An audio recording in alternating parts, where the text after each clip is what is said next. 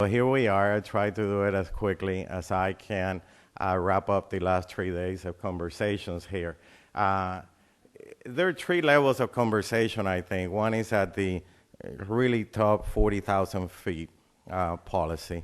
Then at the middle conversation on 20,000, the operations of the system.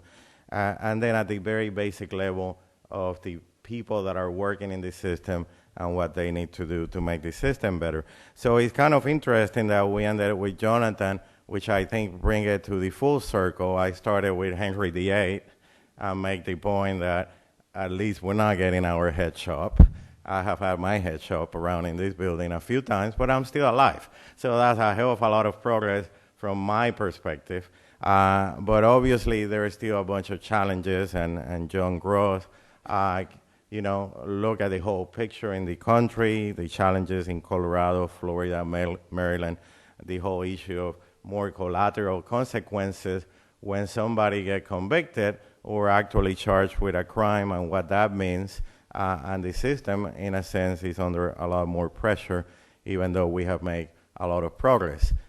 Amy, back early on, also talked about this internal culture that makes it very difficult to figure out, when are we doing something that is not good and wrong, and challenge us and challenge the system to set up metrics that can make it more transparent in trying to figure out how can we continue improving the system.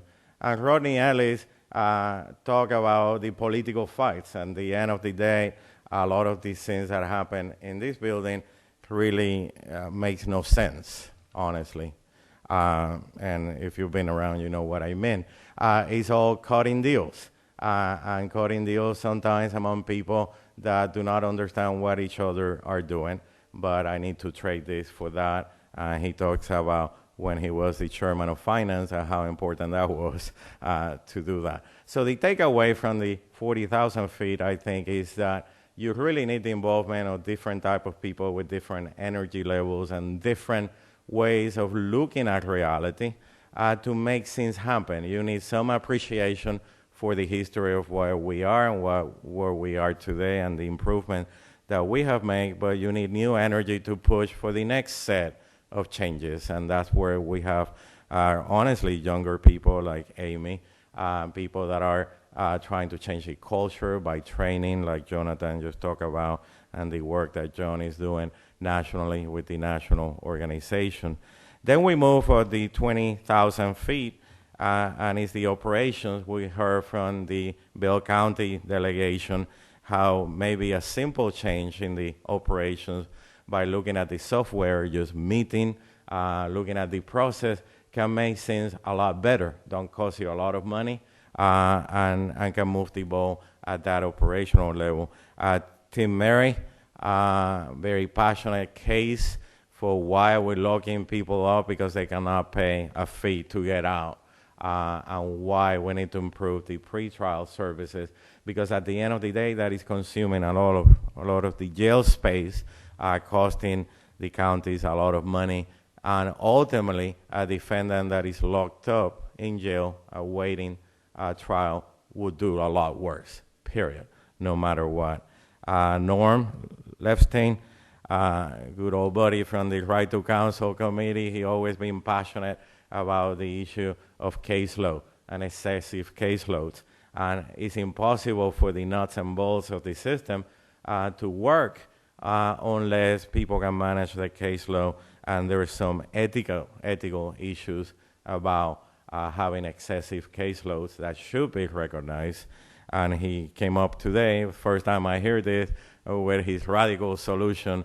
One of them is the client selection of counsel, which ironically George Keller was asking me about that early during the day and say I haven't heard anything about that, so I got a good lesson from Norm about that and how they do it in England. And then Alex and Jessica talk a little bit about the Public Defender Office and how that organization will really play a defining role for many political reasons, being the largest county and having the largest county and the political machinery there apparently, as far as we can tell, having a lot of support for setting up this organization. And I have been in his headquarters, and they're truly impressive. And I told Alex, for me, this is a good symbol, because I have also been in their probation department in Harris County, and their headquarters look like a dungeon from the medieval times of Henry VIII. And I always wonder if that is like a sign of their commitment to improve their system there. But so the takeaway from the 20,000 feet is really that at the end of the day, the nuts and bolts are important. And how you make those nuts and bolts better can be very simple, like the web portal in Bell County.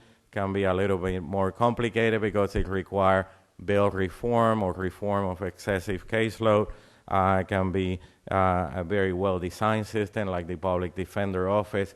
But when you do that, those nuts and bolts are essential to make the policy work better. And we need to commend all the people that are in the nuts and bolts business, because that's really hard.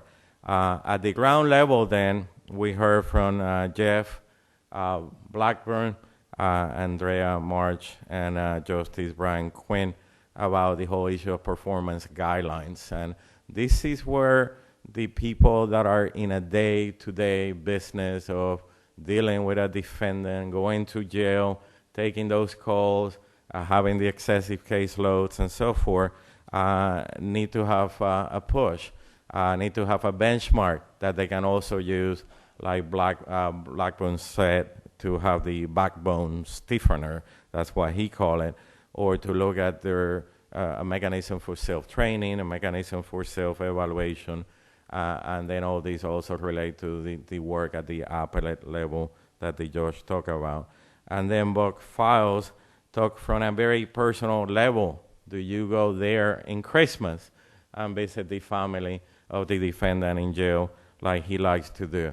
Because it's a reflection of his personal commitment to defense. And at the end of the day, you know, if you think about it in other fields like healthcare, and you hear about Obamacare and the whole controversy about that, at the end of the day, all I care is when I'm with my doctor that I think he's spending the time and that he's doing a good job with me, regardless of all these other systemic deals. And I think Buck translated that very well.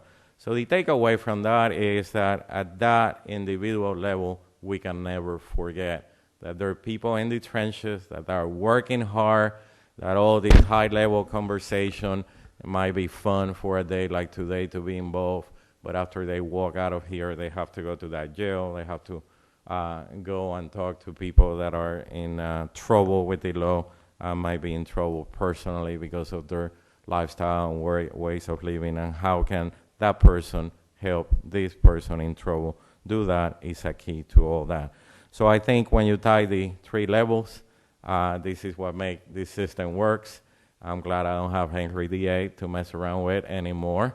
I think we have made huge progress in Texas, and I think obviously we have challenges to keep making things better, but if you look at it from the long perspective I gave you this morning, that's the role of society improving the life of everybody, and there'll be generations after this and after this, 50 years from now, holding this same conversation and trying to push the ball to whatever level that will be. So I want to thank again Judge Keller. She's a good friend and dear member of our board, and it's a lot of things that she has done that people have not seen. Has a lot to do with how we have pushed the system forward. Jim and all your staff here, Wesley and the rest of the crew, wonderful people to work with. I don't know if there are any members, or I saw Doug Clemens from Senator Whitmire. I cannot leave a public meeting without saying anything about related to Whitmire because we're really good friends. I'm on his cell phone list too, so he'll be calling. But Senator Whitmire is kind of the pinch hitter on this, pinch hitting a lot for Rodney Ellis as chairman of the Criminal Justice Committee. The same with Chairman Gallego on the House side that have carried the ball there. and a few other people that we'll probably fail to mention, but they have been critical players in this team here. Tomorrow is another day of workshop, and I be gone. You will not see me. One day is good enough for me, but it has been a pleasure to see you all, and on behalf of Josh Keller and Jim Bertke and everything else, have a good trip. Enjoy the game today. I hope we win, and have a good day. Thank you for coming.